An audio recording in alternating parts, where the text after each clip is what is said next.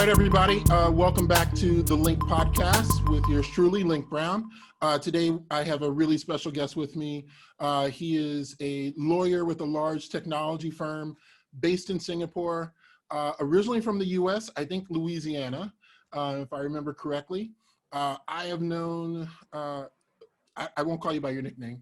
I've known you for we can cover that. That's fine. All right, so I've known Worm since 1996. So That's true. just really happy to have you here. So Brandon LeBlanc, thank you very much for joining us today. Yeah, happy to be here, Link. It's been this is a long overdue conversation that we're going to have. Exactly. We definitely go way back, and it's like I said, it's really just great to have you here. So I always like to just think about my guest and like what I know about them. So particularly when I know them personally. So the one thing I always, like I said, we went to college together.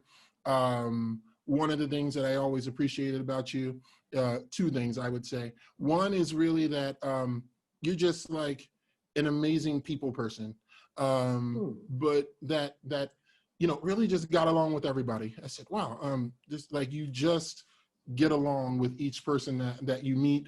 You were like the socialite in a sense, I felt like in college.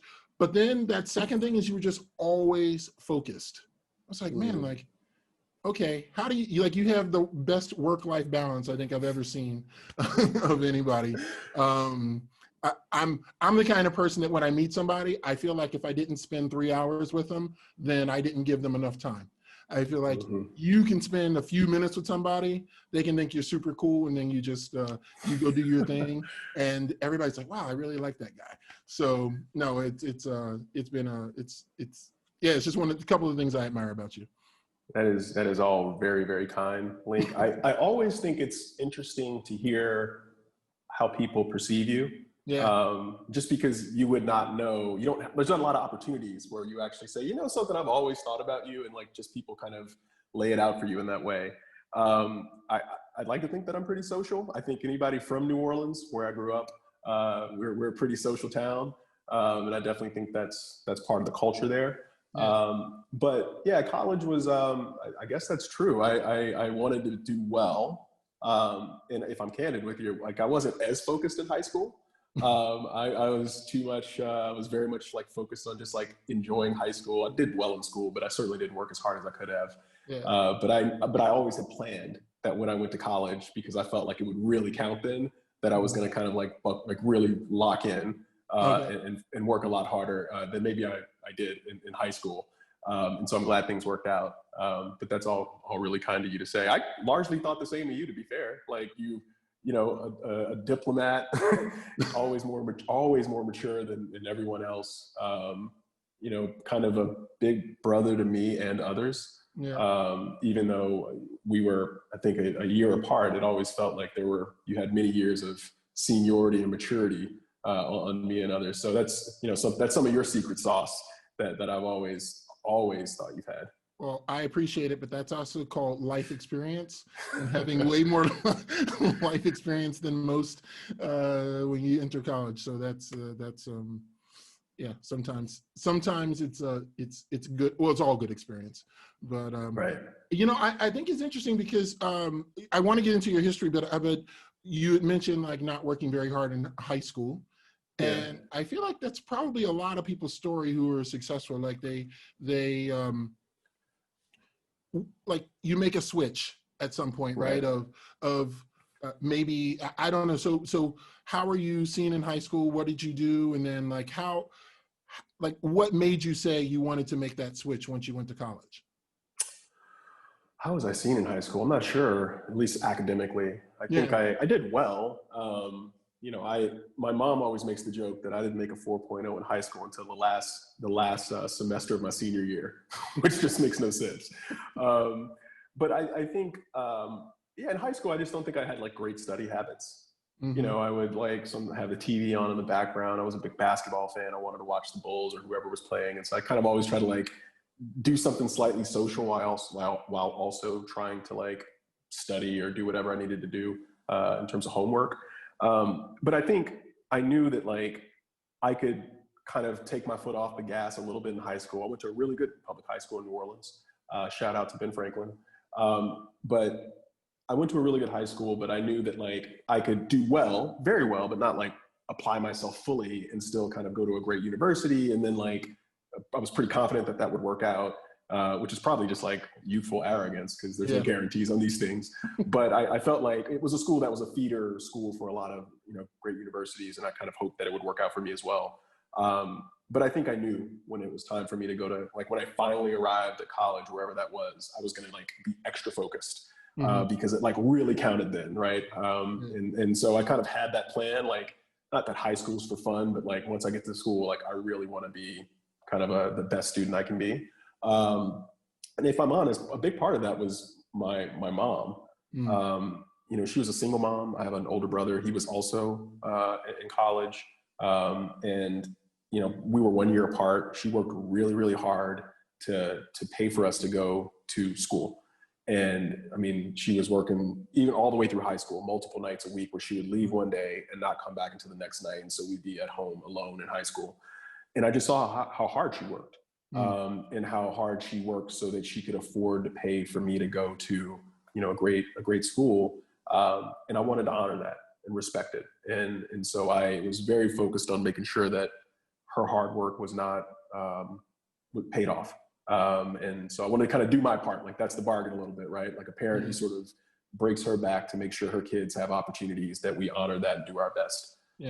So that was always in the back of my mind. When did you like start to notice how hard your mom worked? Right. Like, I mean, well, so my mom's a physician. Okay. She had both my brother and I when she was in medical school. Okay. So her last year of medical school was when I was born. And she already had my brother's only 15 months older than me. So she had kind of halfway through medical school, she had one child and then two. And so she put off doing her residency because her kids were so young and residencies are often so demanding. And so later, when we were basically in middle school, we were sent to live with other relatives. I went to go live with my grandparents. My brother lived with another relative, and we lived separately for many years.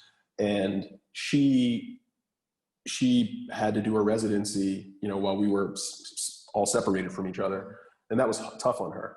I don't think I really appreciated it at that point because I was basically, you know, 9, 10, 11 years old at that point. I didn't totally appreciate how hard she was working. I knew she worked a lot, but like now that I'm older and I'm, you know, how tired you can be from like working long hours, I have a totally different appreciation. But by the time I was in high school, when I saw, you know, that she would leave, you know, home at 6 a.m. one morning, not come back until 7 or 8 p.m. the next night, and get up the next morning and do that again and be gone for a night.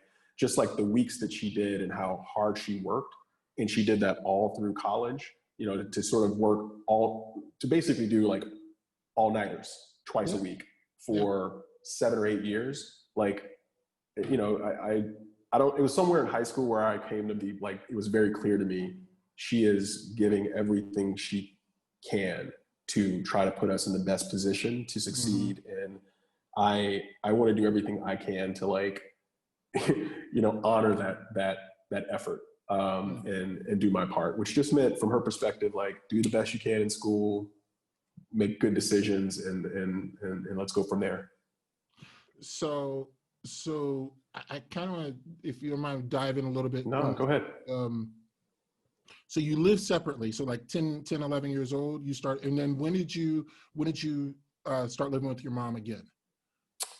So I was 9 when I moved in with my grandparents.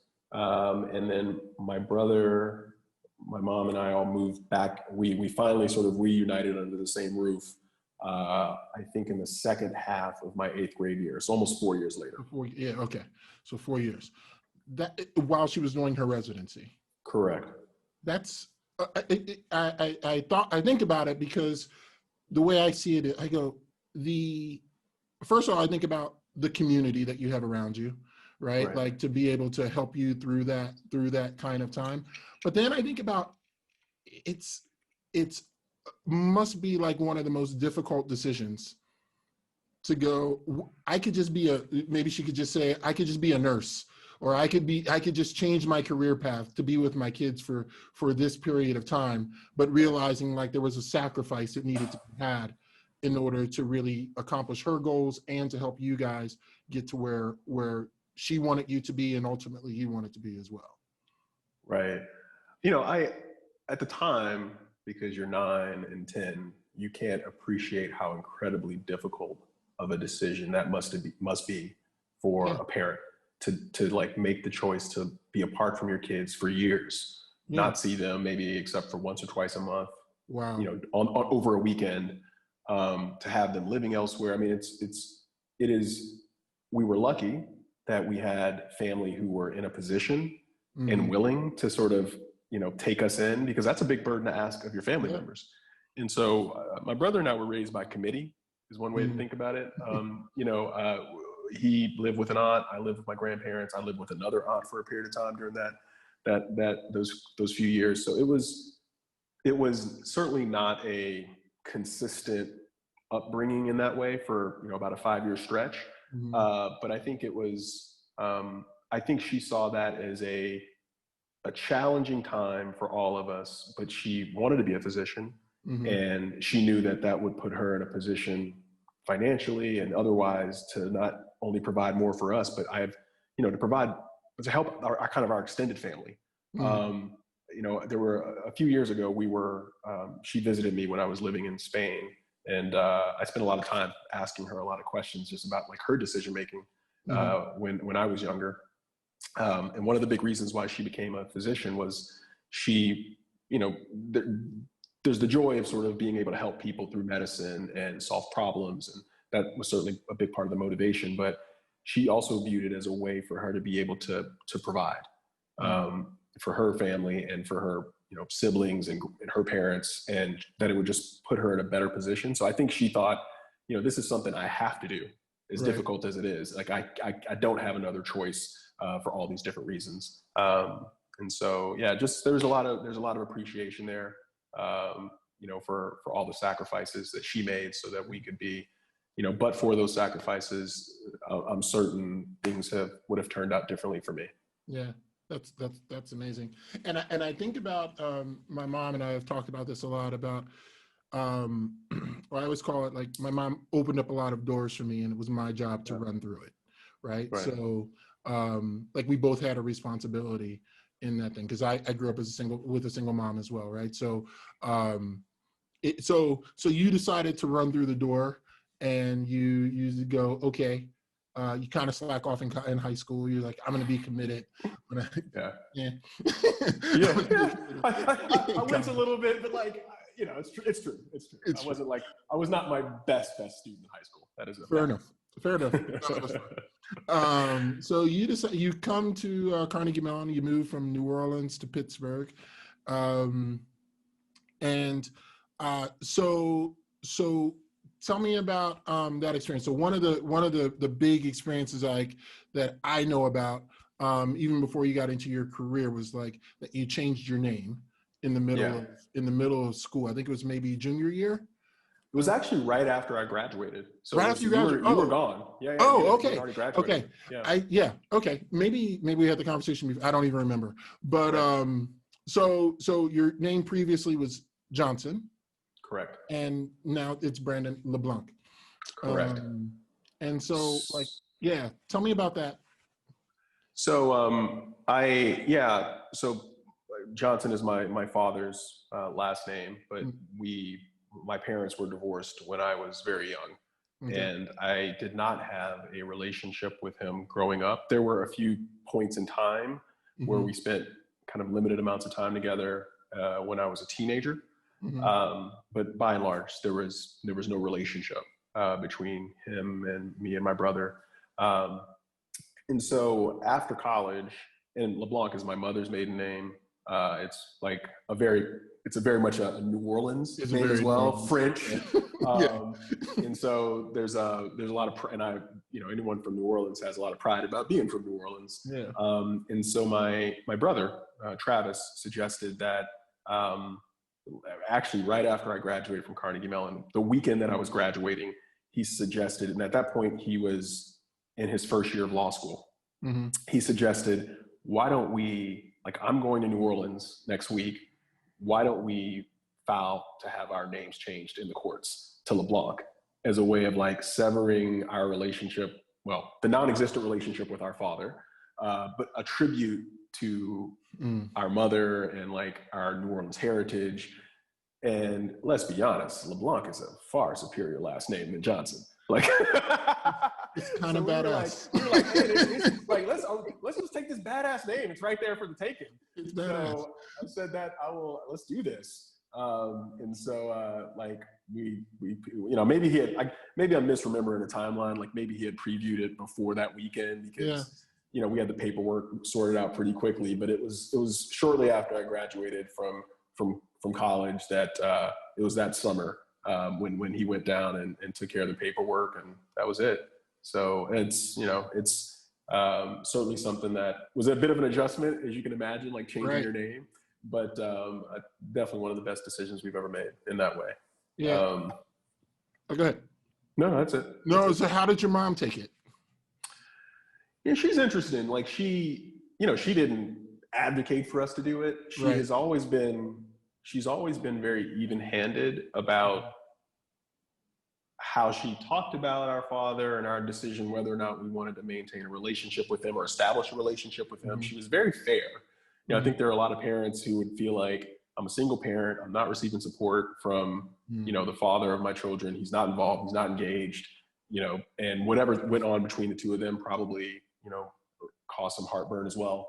So it would be I think it's a common situation for people, you know, parents, mother or father, perhaps, to sort of speak poorly about, you know, their ex-spouse. And she was actually quite good at not doing that.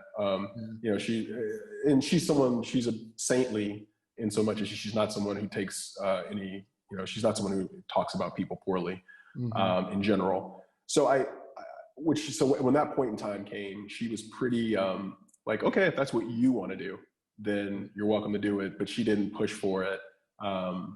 There is an interesting coda to this, which is some years later, our father reached out to us, you know, reached out to a few family members to try to make fresh contact.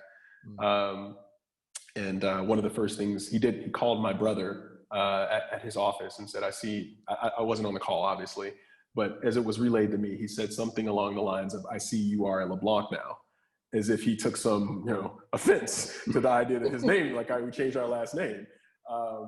So, you know, that's the story with that. A final piece that's interesting in this whole storyline is I have not had a communication with my father since I was 17. But for the past several years, and I'm not, you know, for the past several years, he looks me up on LinkedIn periodically, including as recently. He's not good at making it private. I guess not, but including as recently as this week, like you get one of this notice of like, I got one of these notices of like, this person has looked up your profile and you're like, this is interesting. Like, obviously there's some curiosity there on his part about the decisions that, you know, how life has gone for us, but he doesn't go any further than that. Yeah. What about, is there curiosity on your part? You know,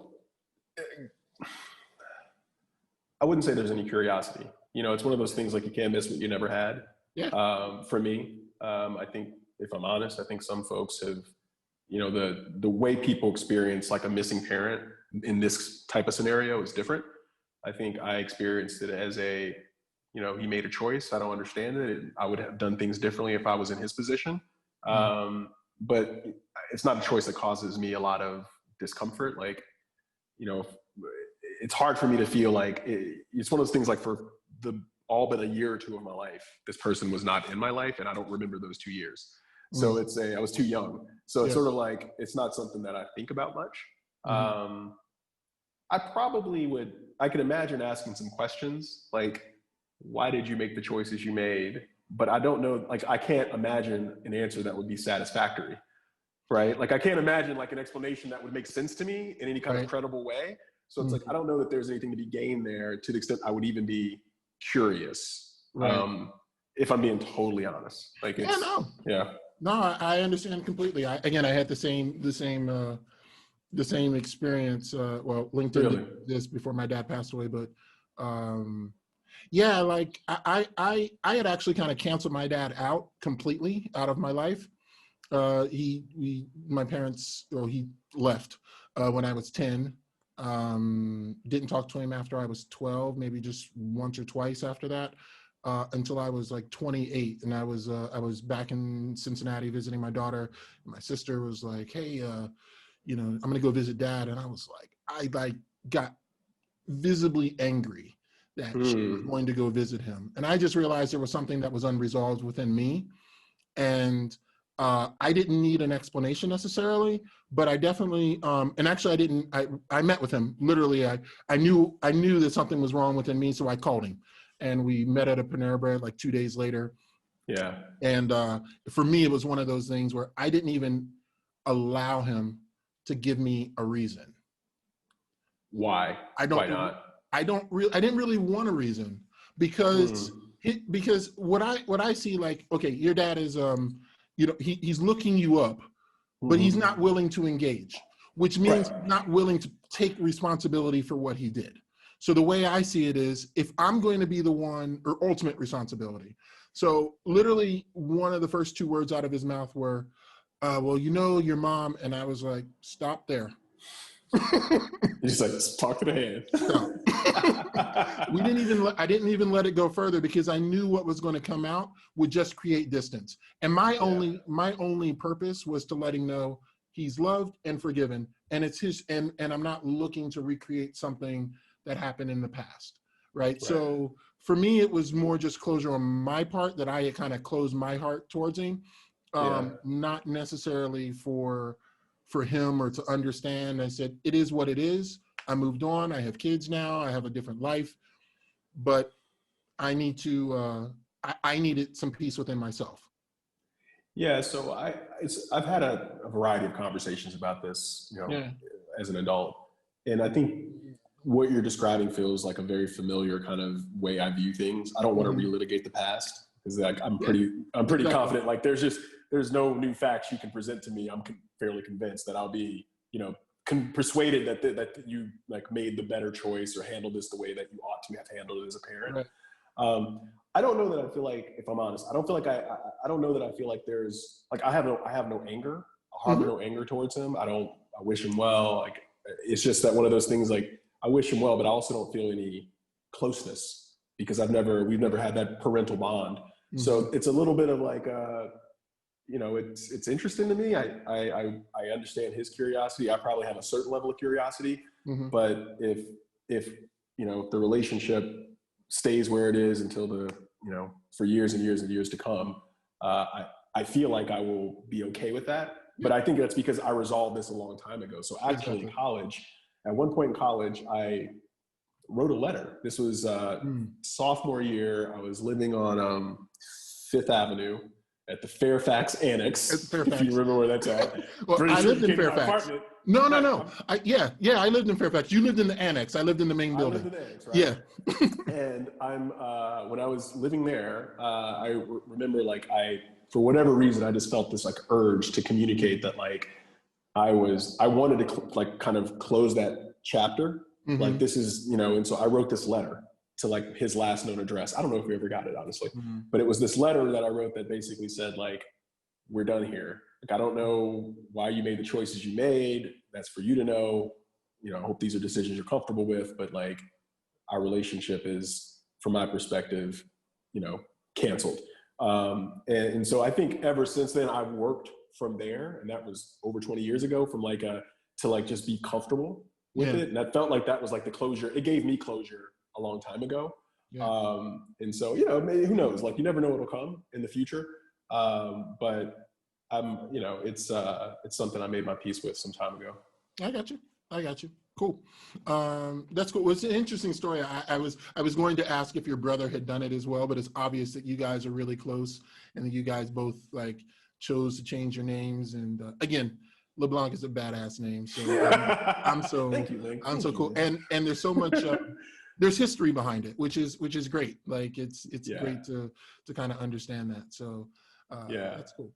All right, so we're back in college, and again, I like to think about inflection points for people. I like to think about like things that make people go one way or another in their life. You now live in Singapore today. You Yep. used to live in Spain. So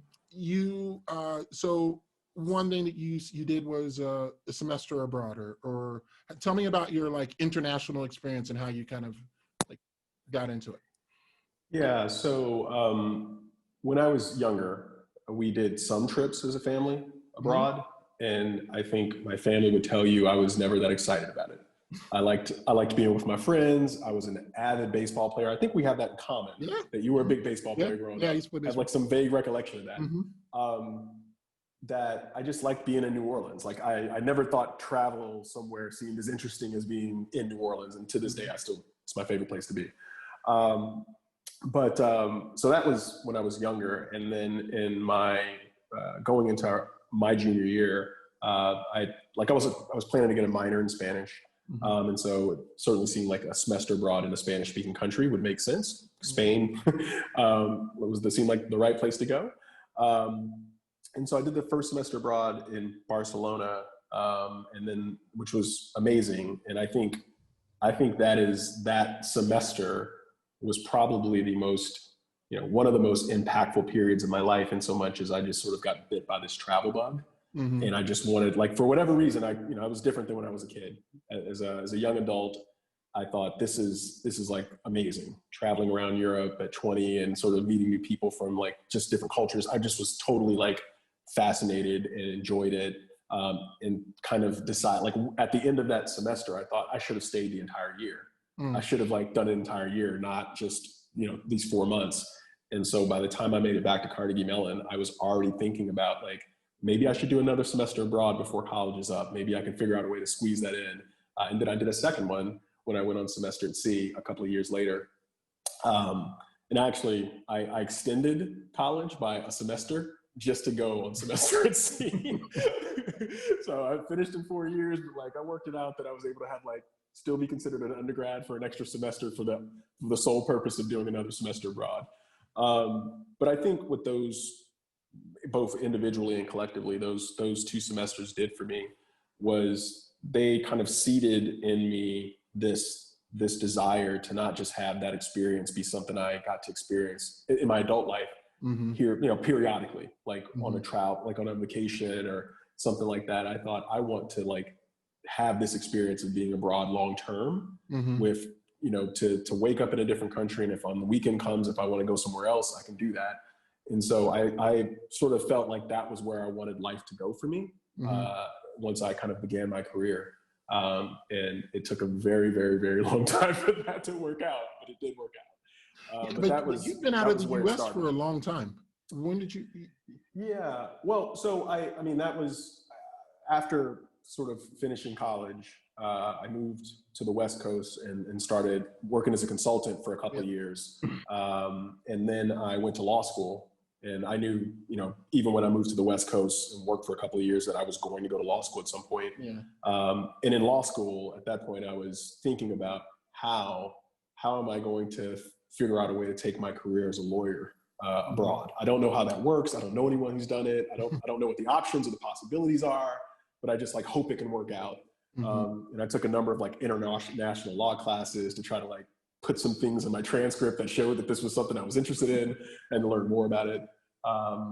Then after law school, I worked for a judge for a couple of years, which was a great experience. And then I moved to Singapore for the first time to do a Master's of Law program here in Singapore. It was kind of a combination program between NYU and the National University of Singapore, where they kind of had what they called a dual degree program. So my concentration during that period was international law and human rights. And the purpose of doing that program was to kind of continue pushing my career in this international law direction. I wasn't exactly sure how it would work out, but I just thought if I kept both, one, substantively, I was interested in those issues, those issues of law, but separately, I thought that, that would kind of, again, put a breadcrumb in my background that would kind of give me some footing to show that this is something I've been interested in for a long time. Yeah, it's interesting. So even the semester abroad part, like I'll go back to in a second, but just this whole idea of not knowing exactly how something is going to work out, but taking the next step forward towards what you want. Like you just have a vision. And an old pastor of mine said one time, he said, most people are interested in trying to understand how to do step 736 when they're not willing to take step number 2. And it's like, yeah, you're never going to know 730s. You're never going to figure that out. Like it's always the next step. Like you have a vision, and then you have to like be very intentional about what you do next. Right. This is, I could not agree with you more.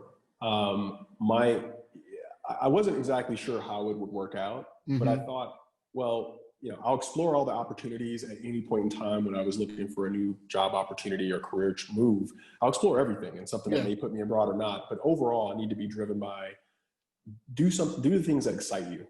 Try to basically put yourself on the right path, but along the way, try to do things that, like, for me, kind of the touchstone of my decision making has been, I want to do things that excite me, that seem interesting. And hopefully, when those things align with your interests, then you'll have this kind of synergy between, this is where I'm hoping, this is like where I'm pointed, and this to me feels like it's going in the right direction, and I'm excited about it. And when those things line up, then it might be step 3. You still might be a couple steps from where you want to be, but there's steps in the right direction. Right. And when you kind of take those steps one after another, eventually, it's no guarantee, but you're positioning yourself to take that step to where are most interested in perhaps like ending up. And that's certainly been the way I've tried to make it work. And I'm thankful that it did work out, but I think you're spot on about that. But I keep thinking it is a guarantee. And I'm not saying it's a guarantee that the exact way that you tried to lay it out is going to work, but you reap and you sow, right? Like you are going to sow something. Like if you sow something, you're going to reap something. Sorry, opposite way. You're going to get something back. The question is are you willing to then adjust and like so that you keep moving towards the direction that you're looking for? I think about it myself. It's just sometimes I feel like sometimes I've made decisions that because it wasn't exactly the way I thought it was supposed to work out, then you like scrap the whole plan and you think, oh, it's terrible. But if I look at the successful parts of my life, I go, it's really been the times where I just took step number 2. I tried, something failed, I readjusted. I still had a vision of where I wanted to go, but I just kept taking a step forward, and it never worked out the way I thought but it always worked out. Right. Yeah. So same idea. I guess what I'm trying to communicate is as I went along. So to frame this in like more concrete terms. Yeah. In 2004, right, I'm in law school, and I'm thinking about I'm in the beginning of my second year of law school, and I'm thinking about how can I, when I graduate in 2006, how can I move abroad and be a lawyer? What kind of opportunities are out there for a fresh new grad lawyer? I haven't even had my first case. I'm not even assuming I passed the bar in the U.S. Where does that leave me in terms of opportunities abroad? I didn't know what the answer to that was, and even in 2006, I didn't have that much more clarity. But I was thinking, like, I hope that I can figure it out at some point. That I'll figure out, like, something will present itself. And in the meantime, I'll kind of do the things that feel like they are, no matter what's going to happen with my career, that they are exciting, that they are things that are interesting, that they are career growing, and that I find like personally rewarding, because that's important to me. And I said, I'm going to just do those things every step of the way. I'm always kind of keeping my eye on, like, I hope that I can figure out a way to like pivot. But in the meantime, I'm just going to kind of keep taking the next step that feels like the right next step for where I'm at. And it wasn't until 2015 that I actually moved abroad to work in Spain. I mean, I did that 1 year in Singapore when I did that graduate program I was just telling you about, but I moved back to the States in 2009 after that program. And then I became a criminal defense lawyer. I was a public defender for 6 years in California. And I loved that work. But it's not a standard pivot from working as a public defender to moving into a technology company in Spain years later. Those two things don't seem like at least within the legal community, that's a very sort of, that's a leap that's not usually made. But I had felt like I had done the things along the way that I had a narrative and an interest that when that opportunity arose, when I learned that they were looking for someone that the background of which matched my background really well, it just felt like this sort of serendipitous moment. Yeah. My whole point being that it took 11 years from when I first started thinking about that for it to actually come to fruition. And along the way, there were a lot of little incremental steps that were exciting and fulfilling, but they weren't working abroad and doing that whole thing that I was already envisioning in college. You know, so that was almost a 20-year gap between when I first said, this is what I want to do one day, and when it actually worked out. It was like a 17-year gap between those two things. So that's what I meant by you just have to kind of, and along the way, I enjoyed every step, but it took a long time for it to come together. And so when you, so 2015, you finally decide to go back you're going back to Spain. Was that your first time back to Spain I had visited a handful of times between when I did like my first semester abroad there and when I moved back. Okay. But then so did you immediately jump? You feel like when you saw the opportunity, or was it like, were you hesitant at all? Total truth. I was in Santa Cruz, California for the weekend. I saw the post on LinkedIn because I had decided at that point to start looking at it was like one of those periods where I said, I'm going to start looking to see what's out there. And I saw the job posting, and it was as if I was reading my resume. You know, the company was looking for ideally a U.S. trained lawyer with a criminal law background and had been maybe a prosecutor or had worked in criminal law for at least 5 years. At that point, I'd been doing it for 6. Someone who was interested in traveling frequently. This was a company that I had previously worked for when I started my career after college and moved to the West Coast. And the position was based in Barcelona, where I'd done a study abroad at. And so when I saw those requirements, I thought, who else is going to have worked for this company and a tech company earlier in their career, went on to become a criminal lawyer in the US somehow, and then also has a connection to Spain, and is, it just felt like this was like, as soon as I saw it, I thought, this is it. Like this is like, it's going to all get woven together in this moment. And then it worked out. So I leapt, to answer your question, I leapt immediately and applied within 2 days. And the conversation was like already underway within a couple of days. Yeah. So this is slightly tangential, but did you apply on LinkedIn or did you call somebody? First I called someone because I knew, I still had a couple colleagues from when I worked there many years earlier. One of whom I would bump into periodically in the Bay Area, who at that point had become quite senior in the company. And she would ask me from time to time, like, when are you going to come back to the company? And I would say, like, I am a criminal defense lawyer these days. I spend my days talking to people about guns and drugs. And I don't know that you guys as a technology company need my services. Right. I hope you don't. So when I saw this role, I called her and said, hey, it turns out that it looks like there's an opportunity that really fits my background really well. And maybe this is the right time for me to try to come on back. Yeah. And she put things in motion like right away. And then I applied online, and kind of the rest is history. Yeah.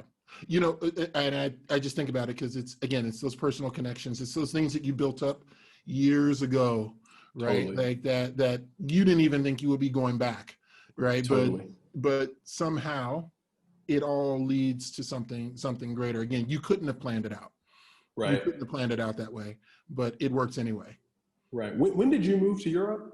I moved 4 years ago. So 2016. Yeah. Wow. Yeah. So we were just like a year apart because I moved to Barcelona in late 2015. Yeah. And I remember when you were, I think you had placed on Facebook that you were going to be moving to Europe. And I was like, oh, we should I'm not that far away. We should get together when you get here, big guy. We never did, unfortunately. Yeah. So it's I don't know that I know the story of how you ended up pivoting over to France? It's short. It's 2014, worked for a French company who was looking to like do a turnaround Right. in the US. I took over Yep. their US group. We did pretty well. 2016, so 2 years, and it was French companies work a little different than US companies work. So we were putting in a lot of the things that we would have wanted out of the parent company.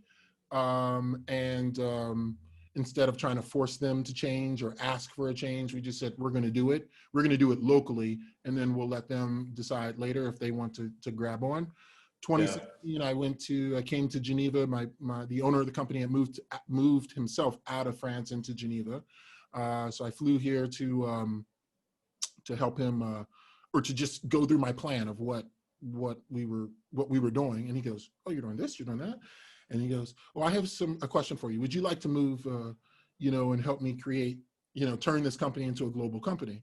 I said, Okay. I was married at the time. So I was like, okay, well, I sent a quick text to my wife at the time and was like, "You good with moving?" She's like, "Yep." I was like, "Done." I said, So you left as well. yeah, but it's really interesting because for me, like, I spoke French. I went to French school. I went to bilingual school growing up, a French public school growing up. And honestly, after high school, I thought I was done with French. Yeah. Completely. I thought it was over. Like I said, this language, I don't know anything. It's who uses French besides French people. I was like angry about it. Just France. Just France. In a couple of countries somewhere. Francophiles, yeah. Yeah, and it's just, it's funny how God works. Like 20 years later, doing the thing that I love to do, which is helping companies and people change the way they think and change their mindset. Like I was able to use my language skills and use all the experiences that I've had over the years to come and help a company do that. And like you said, I couldn't have planned it. Right. I couldn't have planned it. All I could do was just use the seeds that were already sown, and whatever started to come out, do something with it. Right. So that's what I've been trying to do. So. And how's it been? Like, you're now 4 years in. Like, what's your experience been?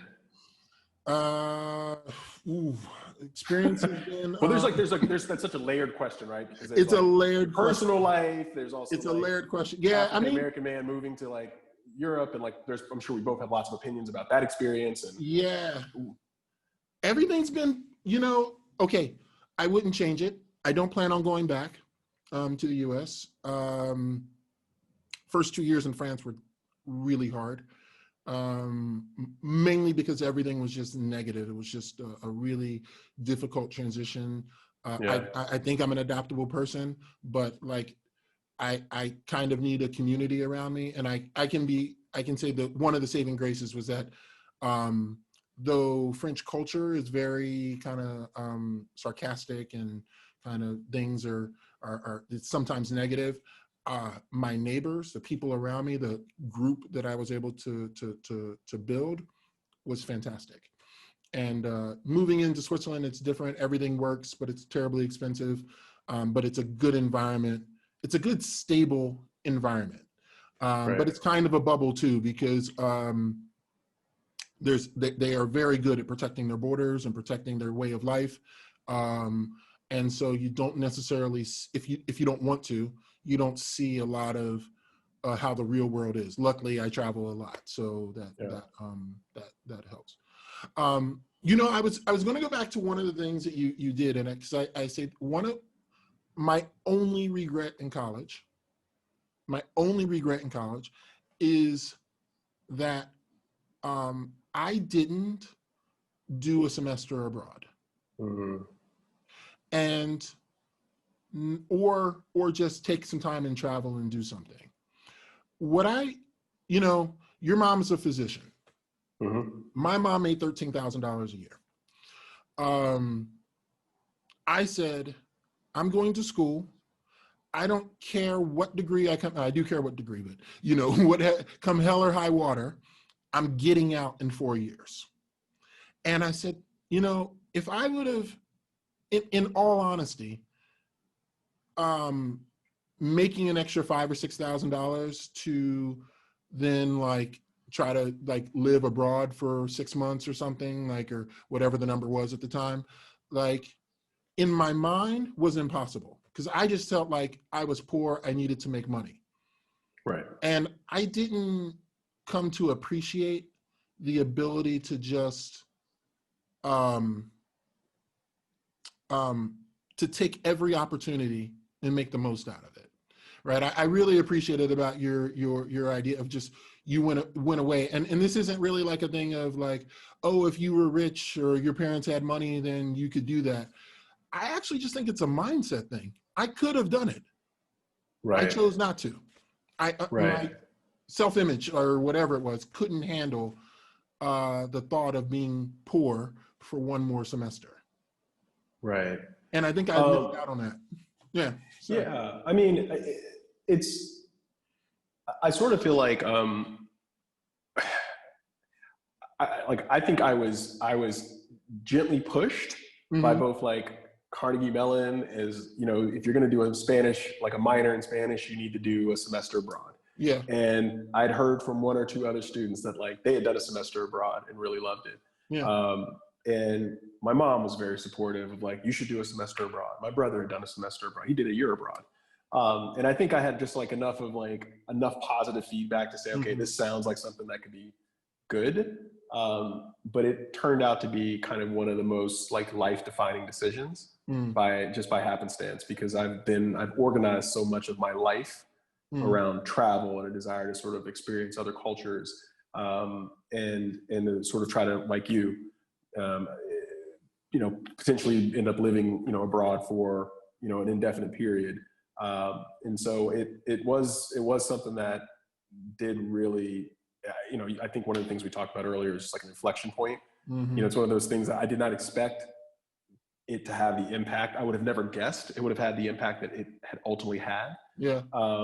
And it just, I think it did really change my mindset about what I wanted out of life and what was possible, in the way that anytime you do something that kind of puts you out of your comfort zone, it can often expand the way you think about the world. Yeah.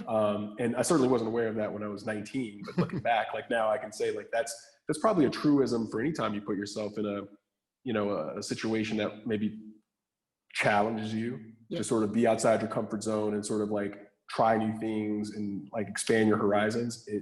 That's a growth opportunity. And so I guess I'm thankful that it worked out. But it could have just as easily not have happened. It would not, I can't give myself full credit. Like I just had this desire. I definitely did not. Had I not had these sort of other people in my life in the school kind of like pushing me, I probably would have been all too happy to stay there, hang out with you and everybody else and go to the parties and all that stuff. Never.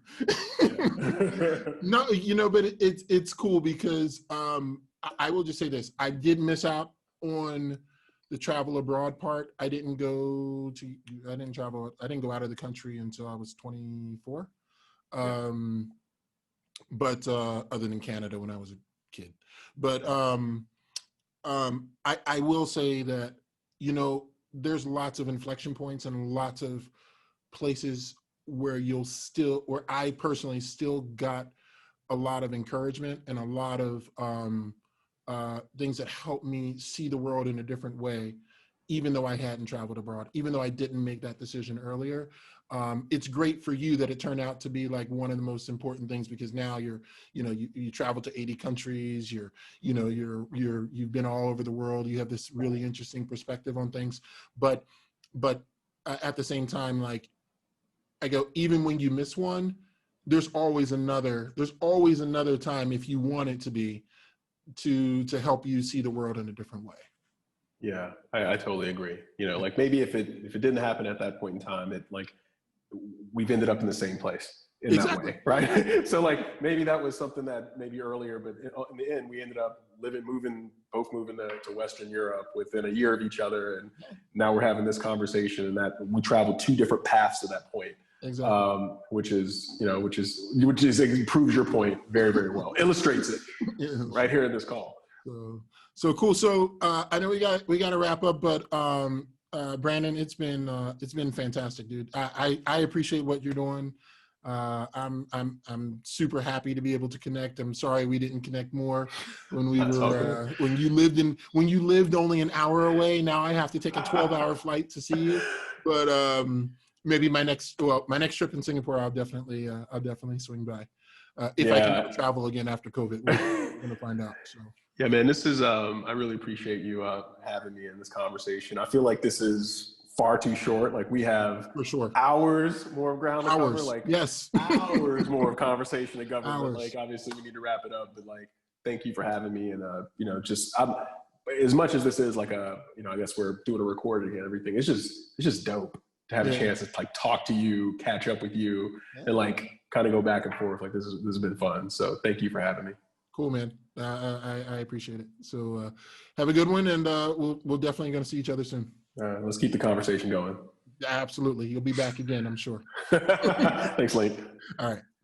All right, bye, man. All right, guys. We hope you loved it. Help us spread more global understanding, encouragement, and inspiration. There's 4 things you can do for us. You can comment, subscribe, like, and share. Enjoy the journey.